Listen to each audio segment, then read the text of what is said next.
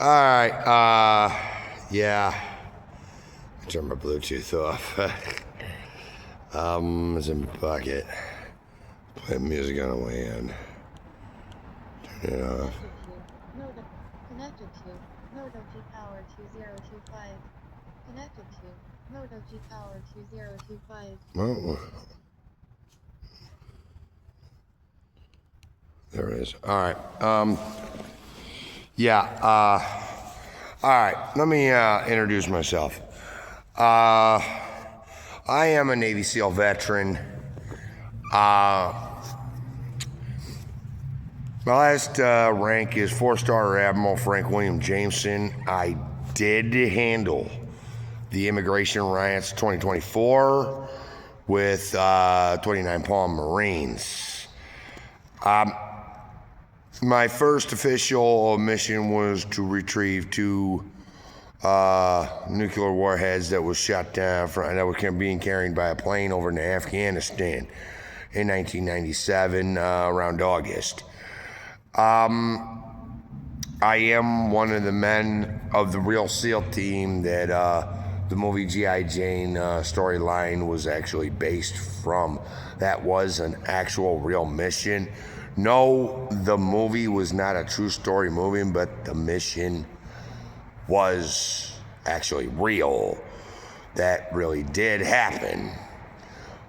Saeed Abdul Mafar shot down a United States military plane carrying 2 nuclear warheads, but before he went back to Afghanistan to shoot that plane down, he kidnapped the newborn son of the general of Yemen, whose wife was living in America on a green card. The newborn son was taken to Afghanistan by Saeed Abdul Mafar. Around the same time, he pretty much, his men shot down U.S. carrier plane carrying 2 nuclear warheads over Afghanistan, over his backyard. Sometime around August, right after my birthday, July 24th of 1997. I enlisted in the United States Navy SEALs with Jane Gondik and my middle triplet, John Abel. Now, yeah, I done a lot of missions for the United States military as a United States Navy SEAL. Capturing Saeed Abdul Mafar was one of them. Later on, I ended up having to handle a lot more. Okay, 1999, I was called back into service after my time of spending time in Peru. Now, when I was in Peru, I was a POW. I was in the village of the Dalai Lama in 98. Fought China when it invaded Peru in 98. I fought most of them alone for most of the invasion of Peru by myself and alone. Over time, I ended up getting the aid of the Mongolians. And me and the Mongolian, I led the Mongolian army against China. I got their allegiance in Peru of 98. Okay, so over time, just totally just fucking China. All right. China gets pissed, tells the United States government they're going to kill me, and being that I was tied to reservation Native American government as the king of 5 particular tribes at the time, the Blackfoot, the Cherokee, Crow, Blood, and Apache. Being that I was tied to the treaty to the Blackfoot Mountains, the United States government could not.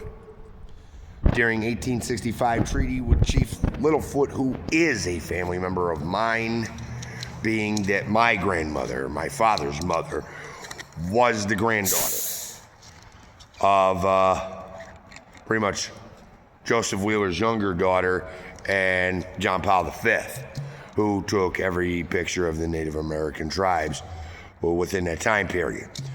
Over many years, I was known as the king. I stepped down twice. I stepped down once to the High Chief of the Blackfoot, because I just wanted to be, medicine man for the tribes. The Blackfoot King united all the reservations, and he ended up getting himself killed. Crown was in the ordeal of me stepping down. If something happened to him, it was supposed to come back to me. Well, I made it bypass me. And I passed off the phrase and made sure one of my oldest daughters, is Miranda Taylor Cosgrove. What you don't know about her is, she was signed at age 6 and 7 to agency. But Tom Cosgrove was not, and I repeat, not her biological father. I was. Okay? Chris Cosgrove is Punky Brewster from the 80s. I was known as Frankie Brewster during the 80s of MTV's Dudesons, the original show that Frank Platt started before he teamed up with Johnny Knoxville for Jackass. Johnny Knoxville bought into Jackass Industries, which me and Frank Platt officially own. Knoxville did buy in. Me and Platt own it. I do jump on from time to time when I come across the cast of Jackass, when they're filming on site. Now, I'll pop my rear ugly head in, okay, my buff ugly head. And I'll occasionally pop up on a Jackass movie, unsuspected. But nonetheless, I was a United States Navy SEAL, enlisted in 1997. I went on after 97, after Peru. I had a particular mission. I had to go do a rescue in a 4-man submersible sub. There was a submarine that was, at the time of, around the time period, 1999, was spying on Kosovo, naval fleet, and a lot of Kosovo's military.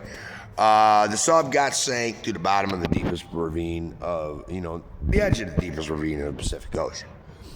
And we had to go down and rescue the crew and blah, blah, blah. The mission was literally, in my eyes, a complete total failure. We were supposed to go down to rescue the crew and the person that said he had vital intel. And that vital intel just turned out to be what the leader of Kosovo's naval fleet and military, how he took his coffee. Yeah. Fucking total catastrophe. It was a total clusterfuck. I got my license to practice psychology and medical doctoring, where I was working at an ER and running the psychology department in the upstairs of Garden City. I had it moved from where it was, the original Garden City Hospital, where Doc Holliday died of tuberculosis. I moved it upstairs. When I passed the bar exam for both of those, it was actually my second time. It was my second time passing those bars. First time I passed them, I was a kid. I was like, dude, I wasn't even fucking in junior high yet. I was still in elementary school. I won 2 golden stethoscopes awards for being one of the most leading youthful prodigy doctors within the state of Michigan. Okay. First one I won as a child. Second one I won as an adult. You might remember the TV show from the 80s, Doogie Howser, if you remember MD. Yeah, that television show was literally based off of me. I am pretty much, the real actual Doogie Howser in a way, okay?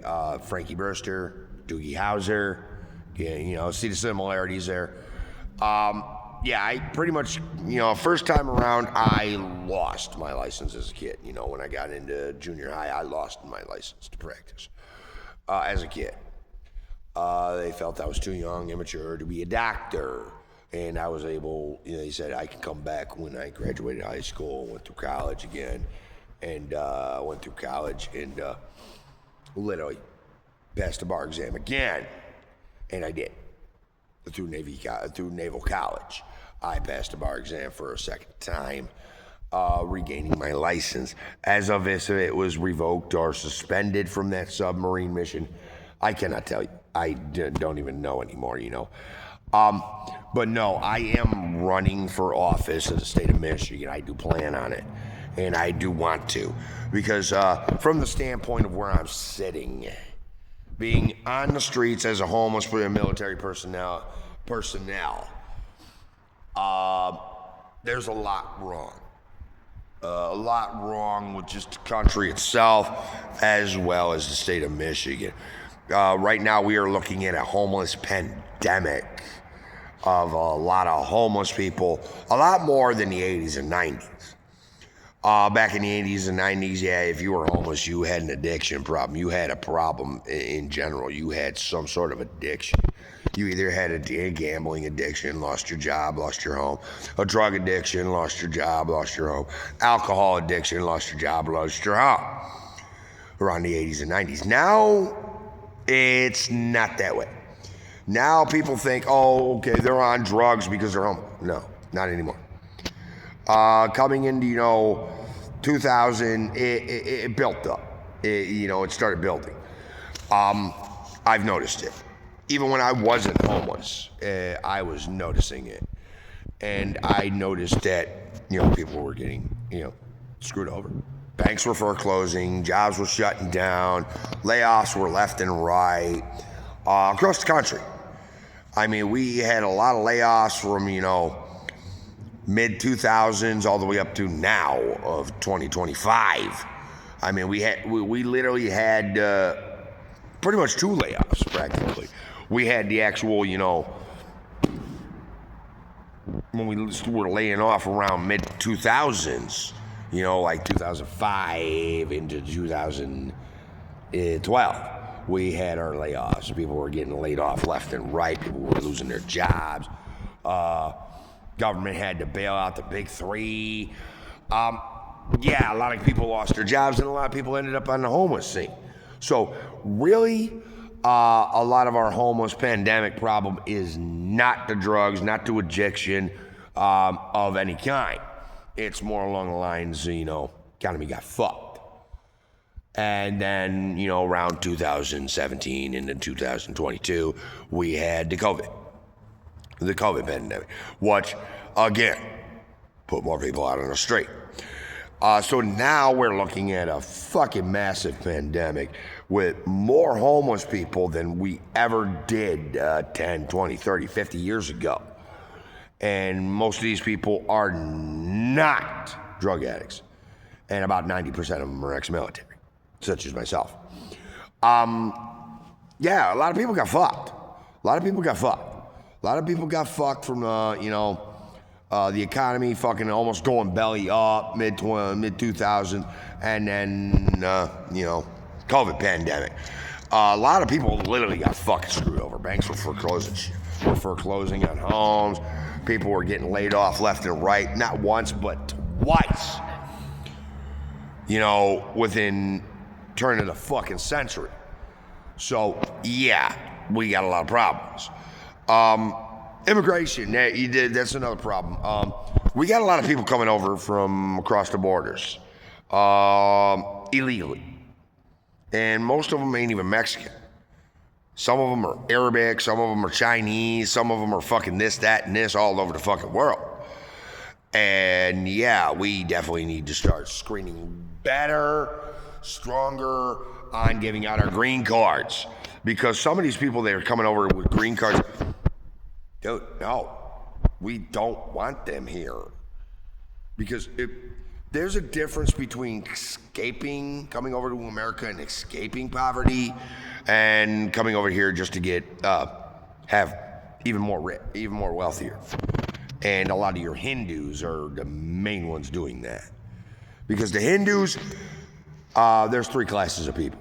You got your rich, your white collar, your blue collar, and then you got your homeless like I am, which they call untouchable. And yeah, they don't do shit for a person in my position. Okay, if you heated your house with your stove, yeah, you were considered an untouchable, and it's against the Hindu religion to even fucking help you. And it's also against their religion to allow you to even come up in the world. And literally, it's like the Hindu religion is just set up for tailor to the rich, tailor to the wealthy. If you weren't born in money, you don't have any rights. If you weren't born in any kind of money, you don't have no rights to exist at all.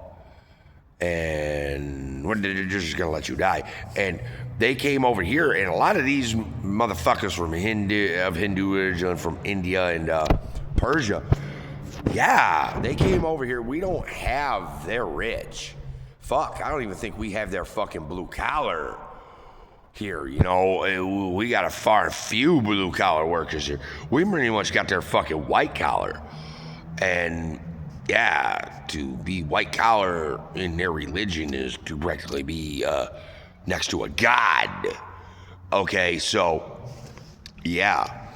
And we're letting these guys run our medical fields, such as psychology, medical doctorings. All right.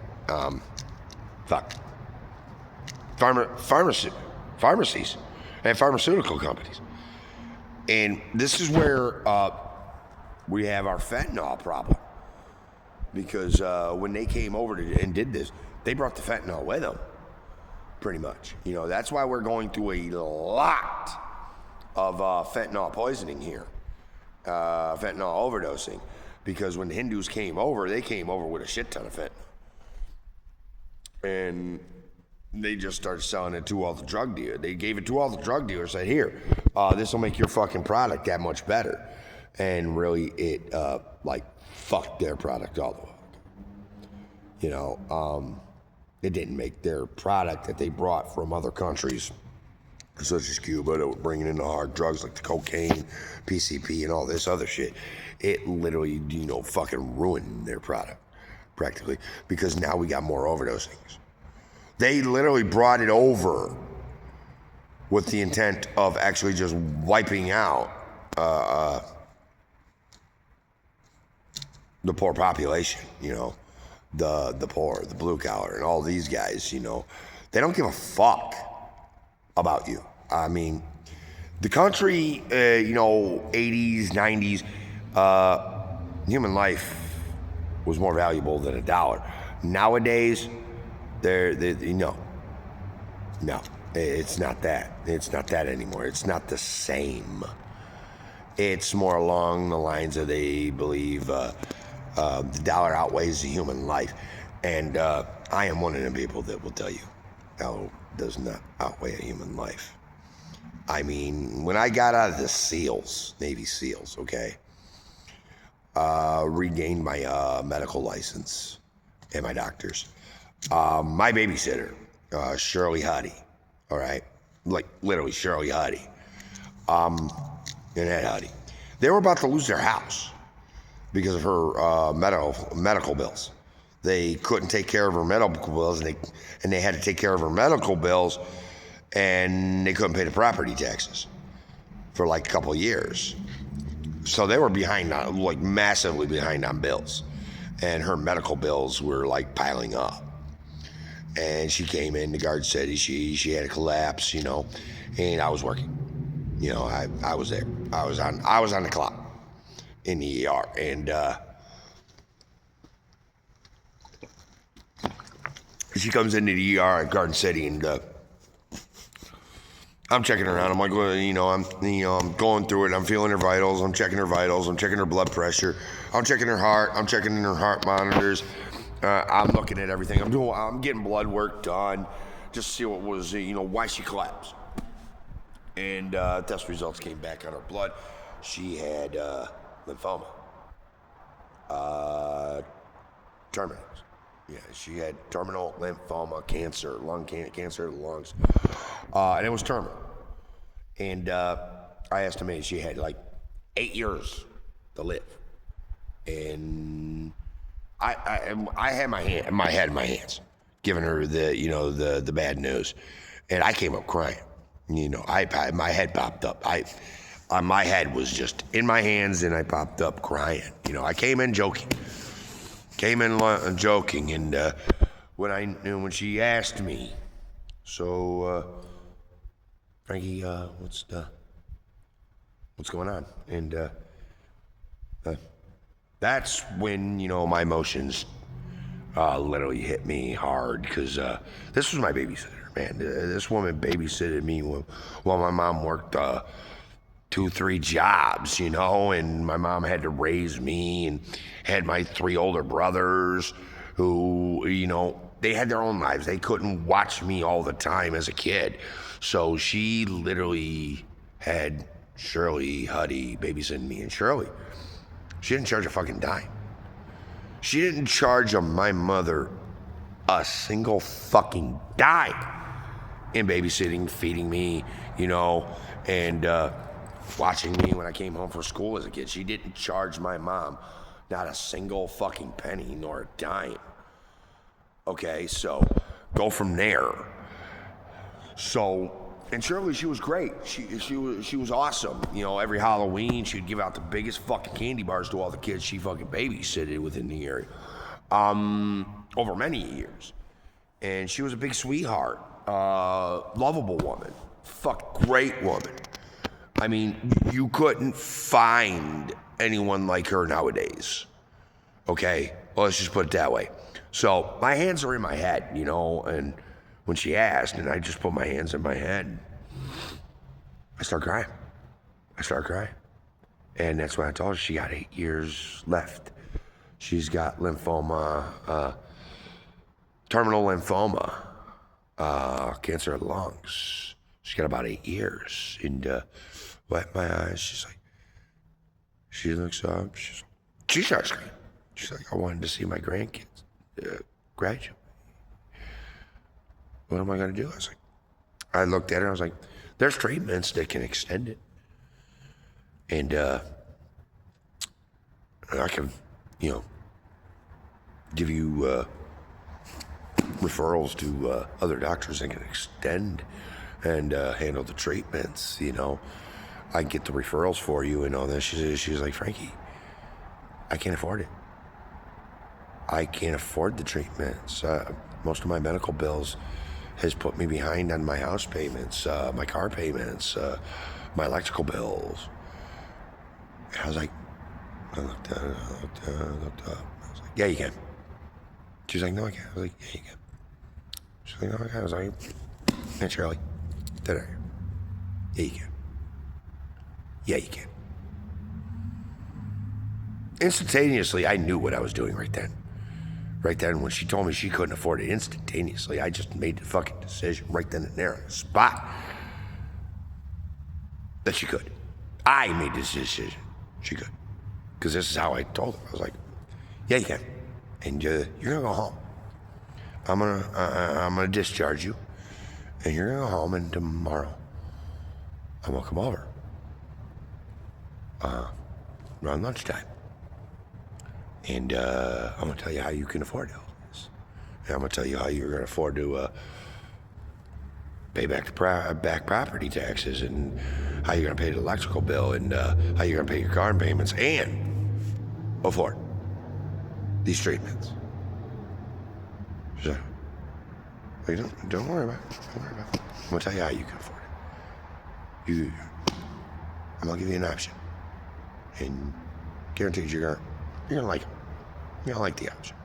You're gonna like the options I give you. And next morning, I, go in my bank, see how much I had in my savings from my Navy SEAL career I had built up in military savings.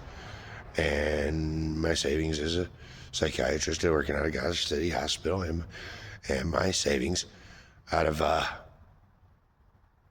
being a medical doctor on ER and psych ward of Garden City, as well as being in charge of the psych ward of a military prison. So I had money. I had like fucking damn near fucking $150,000 sitting in my savings account, okay? And I looked at it. And I wrote a check, leaving my savings account with only $5. I wrote her a check. A big ass check. Leaving my savings account with only $5 to keep it open. Okay? I literally wrote that check over to her. I literally gave her all of my savings. Practically, $145,000 check. To extend her life. So, yeah. In my eyes, the dollar don't outweigh a human life. I mean, if I'm willing to drop $145,000 on my fucking babysitter, okay? Come on, guys. You mean to tell me you're gonna kick some dude out, military or not, out of your fucking restaurant when it's freezing ass cold? And you're not gonna let them charge their phone. You're not gonna let them keep warm in a state that hits, at the coldest 20 below zero in the state of Michigan. Is that right? Is that anything of, caring? Is that anything of being human? To put a person out in the cold to suffer? Dude, it's like the whole world became Tin Man from Wizard of Oz. Sharing is caring, guys. If you really care about your world and your country and the world in general, period, you gotta care about the people standing next to you. You gotta care about the people in the world with you. Whether you know them or not, you gotta be able to care about them. If you only care about how much money you make or how much money your business makes,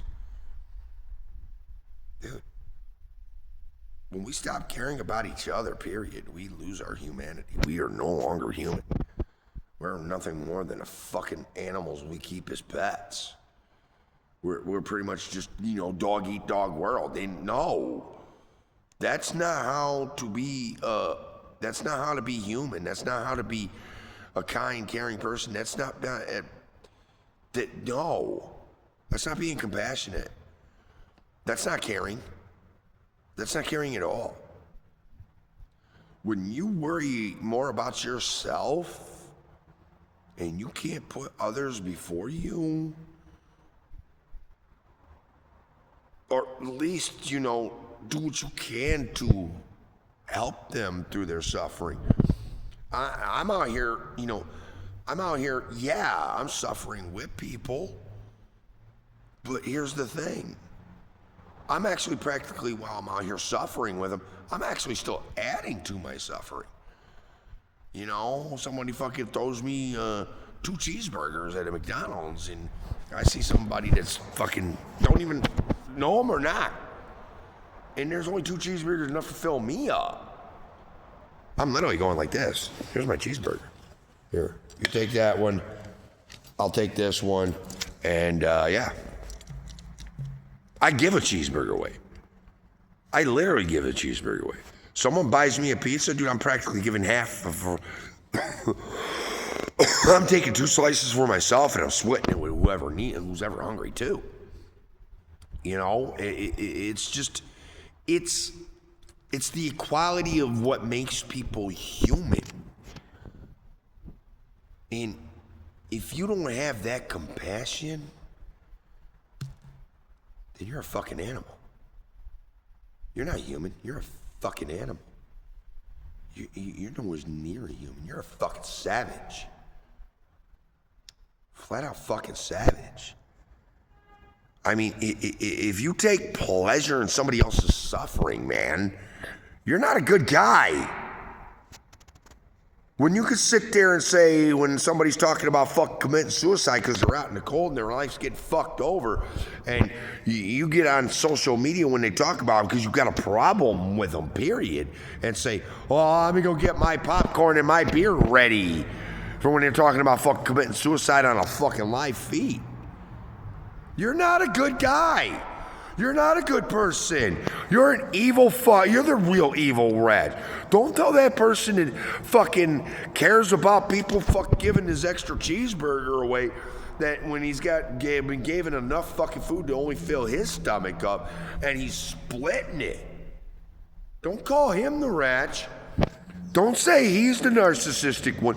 Don't say he's the deranged, delusional, and a psychopath. Because if he was, he wouldn't be sharing his meal that's only enough to fill him up and splitting it right in fucking half. Okay? So why are you gonna say that about a person like that? Dude, what the fuck's wrong with you, man? Seriously, what the fuck's wrong with you? You want to get on Ryan and fucking degrade them because they don't want to live in your fucking fantasy world. That you fucking tell yourself that you commit no crimes, you are without sin, you are fucking perfect. You're not. You are so far from fucking perfect, man. The person you're fucking talking shit like that about is fucking closer to being perfect than you.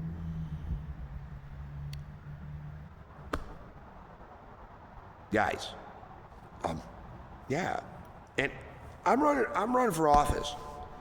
I want to run for office because from my standpoint, where I'm sitting right now, on the streets homeless because people that I just said they're real rich put me out here. I'm not out here because I did drugs. I'm not out here because I got a gambling addiction or a drinking addiction or I did this, that, and this. No, I'm out here because somebody just, you know, couldn't come to terms that I'm not going to live in this fantasy. That he's fucking divine. He's fucking perfect. He's flawless. He's committed no crimes. He's gone without sin. He's never committed sin. Really? Really? Dude, 90% of the fucking world are born into this world with sin. Into sin, you know?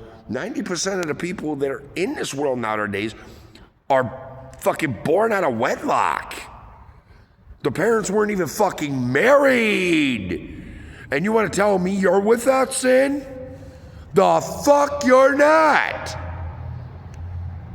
The fuck you are not.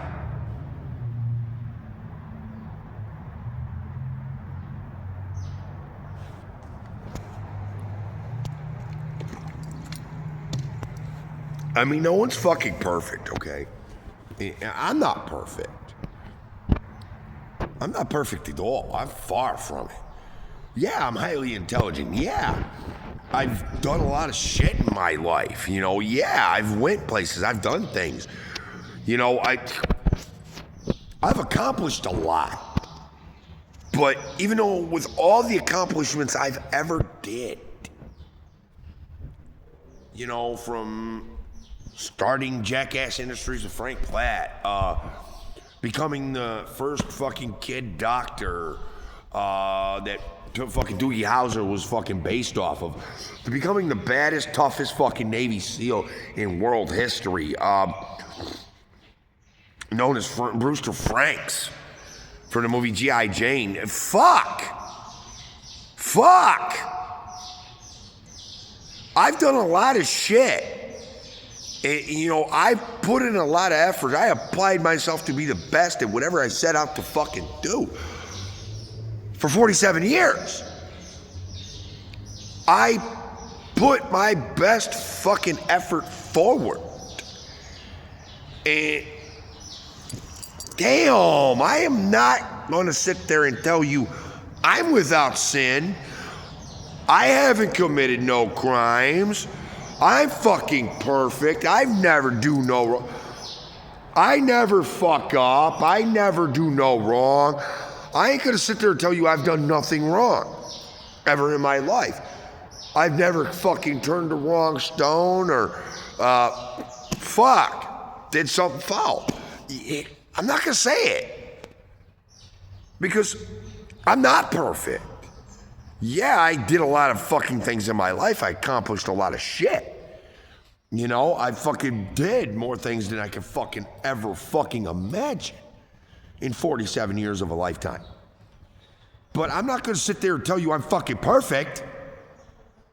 I'm not gonna sit there and argue with you that I'm fucking perfect, and when you disagree with me, I'm not gonna sit there and tell you you got the right to be wrong because I am perfect.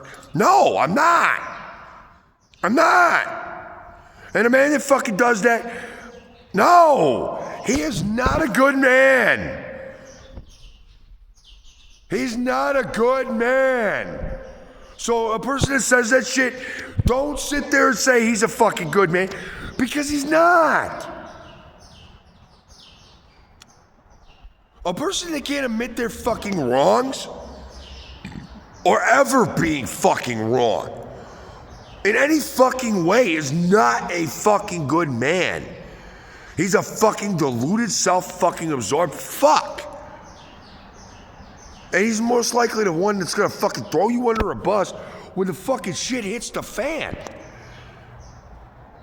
He's gonna push you in the way and get the fuck out of the way and let that fucking 25-ton fucking vehicle just run your ass the fuck over and laugh about it, you know? That's not a good man. All right. And if you fucking think that's a fucking good man, then okay. Let's say I didn't warn you. Okay. Go hang with that person. Go get in trouble with that person. Go find yourself in a whole bunch of fucking shit with that person and see what happens. I guarantee. You're gonna find yourself under a fucking train on a railroad track somewhere. All right? Guarantee. When it comes down to you or him surviving, he's just gonna fucking, yeah, he's gonna sacrifice you over himself. You know? I don't know how many times people have gotten violent with somebody else, and I noticed a bigger person, a stronger person, ready to hurt the weaker, and I put myself in harm's way every fucking time. I stare them down. You know, I come in between them. All right? Yeah. I've done it 1,000 times over. And if I think it's going to get real bad where I can't save that person and keep my own ass intact, I'm going to find another way around. I'm going to find another way to do something about it. I'm going to find another route. You know, I'm going to find another fucking route to handle it. You know, without a loss of life if I can. If I can. If it comes down to it, yeah, I'm probably going to have to take them out. Or they're going to take me out. And sometimes it does come down. I'm not saying it don't. I'm not saying it never will. I'm not saying it never going to. I'm not saying it never did. But yeah, you know, there is a fucking level of bullshit. And that's why I want to run for office. Because from the point I'm sitting in, living on a mat, in an abandoned fucking building that used to be someone's fucking fantasy world, okay? That I fucking destroyed. That was a fantasy world of hurting kids, man. Okay? Look, yeah, okay? Exactly. And from this standpoint, I'm telling you, I see exactly what needs to be fixed in this country and the fucking world. And I'm telling you.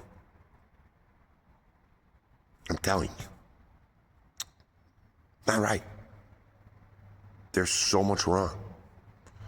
We let evil fucking overthrow the good. We let evil fucking just totally take over. And yeah. We fucking, either people were too scared to stand up to it, or they just said, not my problem, and kept on going. And this is where we're at now. Look at the world now. Look at the world now. Because people turn the other cheek when somebody needed a hero. Okay? And there wasn't a hero to be found. Yeah. I was the hero, man.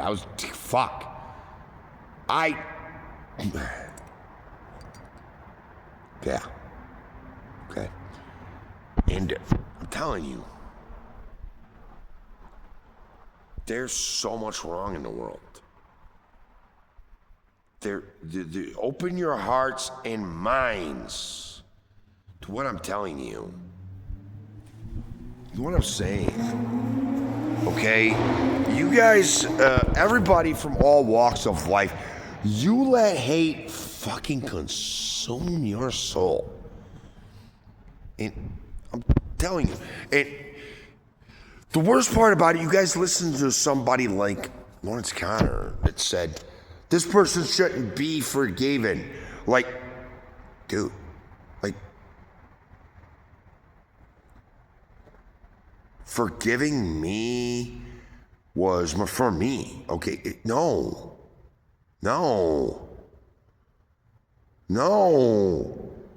You forgiving person is not for the person you're forgiving. It's for you. When you forgive a person, it's not for them. It's for you.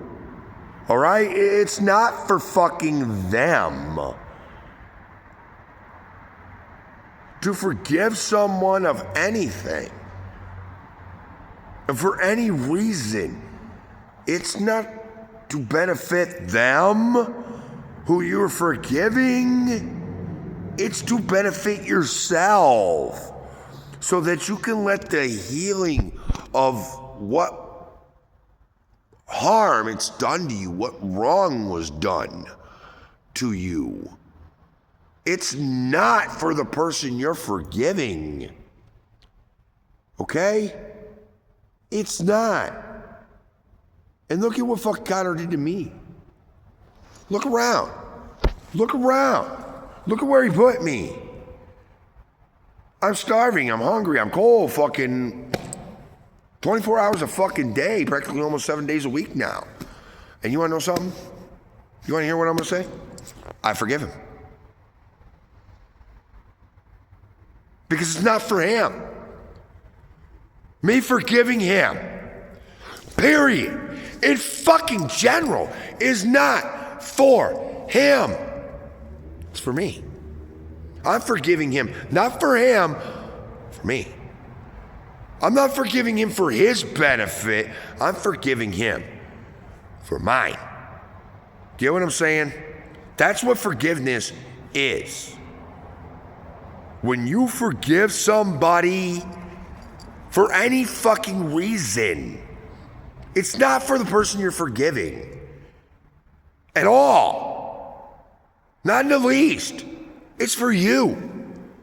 It's for you that was hurt. You that was wronged.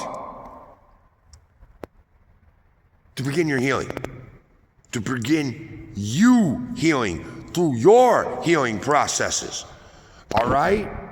So, yeah. And I'm telling you right now, there's a lot of shit that needs to be fixed in this country and the world. And I promise you, I fucking promise you,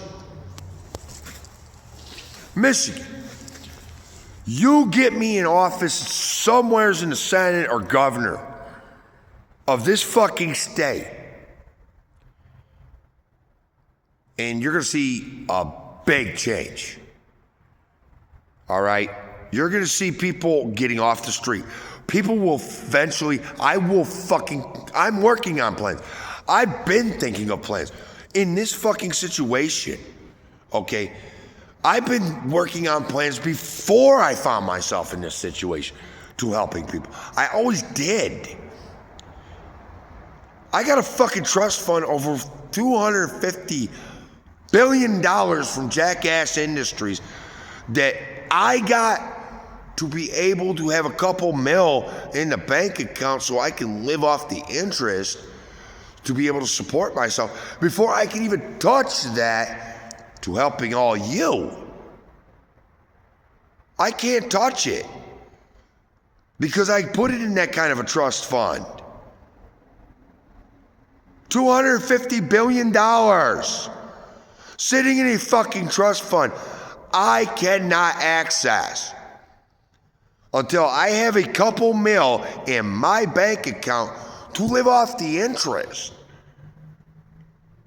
and take that fucking $250 billion in that trust fund to actually do some fucking good in the world. And you're on fucking dickhead fucknut Connor who literally wants to sit here. Look at what I destroyed. And I'm telling you this. Look at what I destroyed of his fantasy world. Because his fantasy world was to take pleasure in hurting people. I'm taking pleasure in what I destroyed of his fucking fantasy world that he took pleasure in that was hurting people. That was hurting kids. Do you get where the fuck I am going?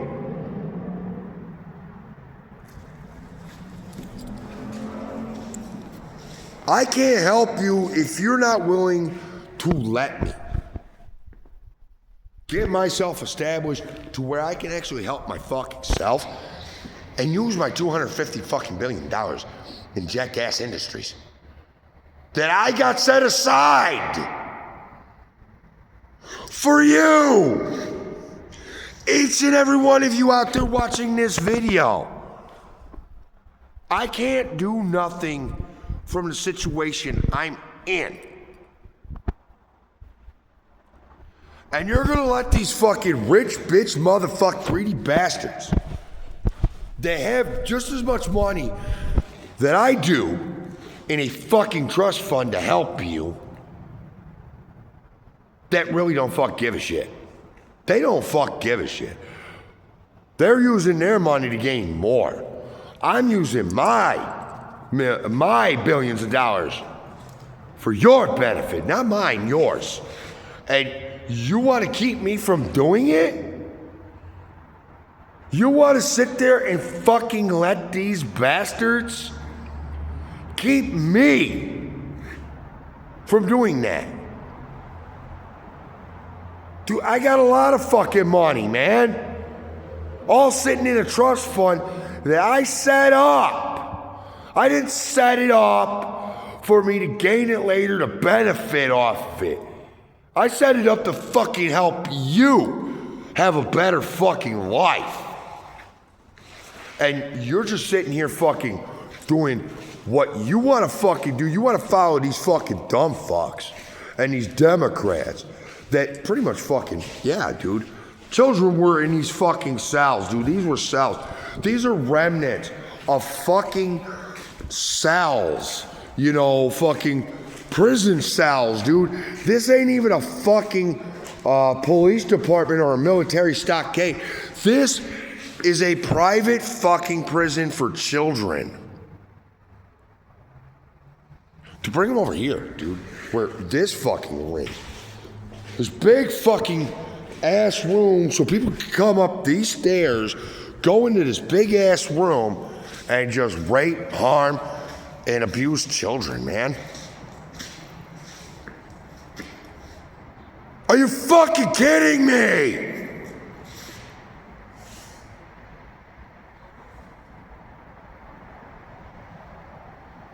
So, I'm telling you, You guys can keep going the way you fucking want to live and just fucking let the fucking earth scorched, or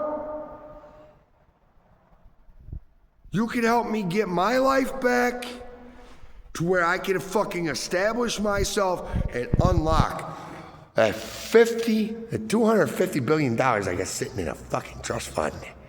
Jackass Entertainments. And actually do some fucking good in the world. This is why I'm saying I'm running for office. I don't care what office I'm running for anymore. I don't care if it's senator, mayor, whatever.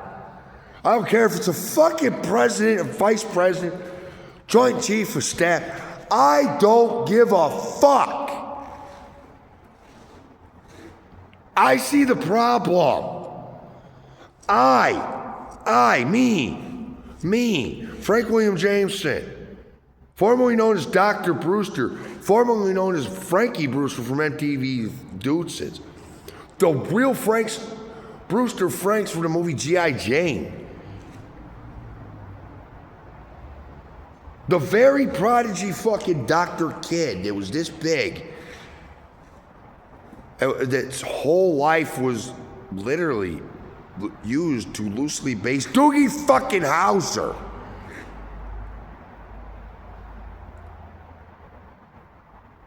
Yeah!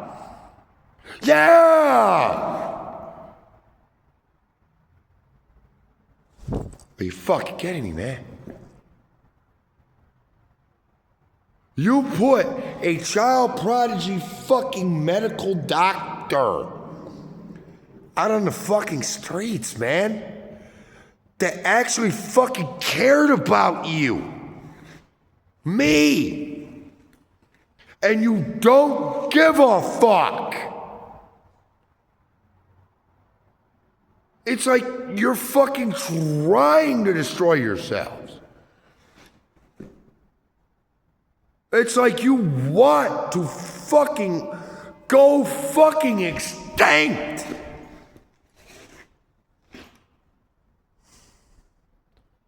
The fact that you're voting for Democrats and you're getting behind guys like Lawrence Connor, these are remnants of fucking prisons.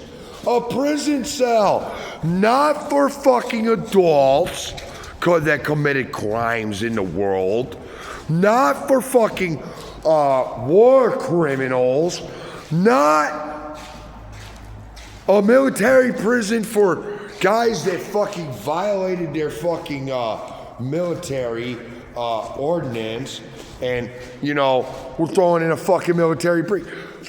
Dude, these fucking cells were for fucking children. Fucking kids, people. Fucking kids. Just to bring them over. Bring them over. To this little fucking mount right here that was a fucking bracket. To a fucking chains. To chain them to the wall.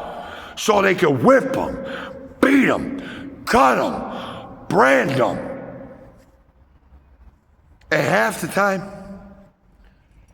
these kids didn't survive. They died. They died painfully. And these fucking bastards laughed about it. Took fucking pleasure in it. Do you understand where the fuck I am going? Stand up. Speak up. Don't sit there in the dark being quiet. Get in between it. Do like I did. Get in the way. That's why I'm out here right now. That's why I'm living this way. I got in that way. I put myself in harm's way. And you know what? Even though I'm here suffering, I'm going to tell you one fucking thing right the fuck now.